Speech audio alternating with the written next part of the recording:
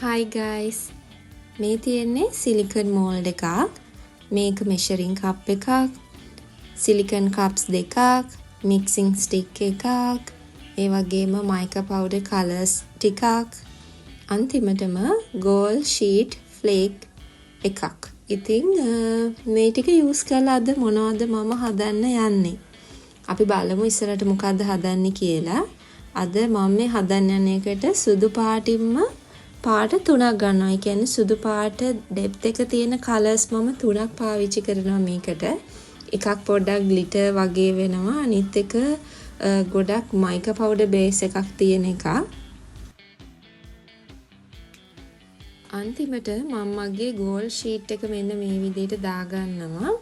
ඒ කියන්නේ කප්ස් දෙකට වෙන වෙනම මම එකක කලර්ස් අනිත් එක ගෝල්ඩ් ෂීට් එක දාගන්නවා. මොකද අපෙන් ඕඩර් කරපු කස්ටමර් මේ දෙක වයිට් සහ ගෝල්ඩ් වෙන විදිහට තමයි අපෙන් ඉල්ලලා තිබ්බේ. ඉතින් මේ විදිහට රෙසින් and හાર્ඩ්නර් දෙකම අපි මේ විදිහට මික්ස් කරගෙන දෙකට වෙන වෙනම දාගන්නවා. ඔයාලට තේරෙනවා ඇති මම මොකද්ද හදන්න යන්නේ කියලා. මම අද ෆොටෝ ෆ්‍රේම් එකක් තමයි හදන්න යන්නේ. ඉතින් ෆොටෝස් දෙකක් එක්ක ඒ වගේම ටිකක් ලොකු වර්ඩින් එකක් මෙන්න මේ ෆොටෝ ෆ්‍රේම් එකට ඇඩ් වෙනවා.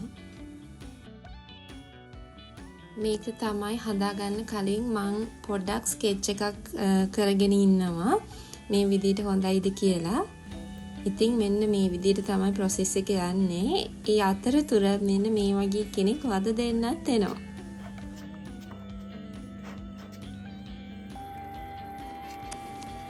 මේ විදිහට ගොඩාක් කරදර බාධක මැද්දේ ෆොටෝ ෆ්‍රේම් එක මේ විදිහට තමයි හදාගන්නේ.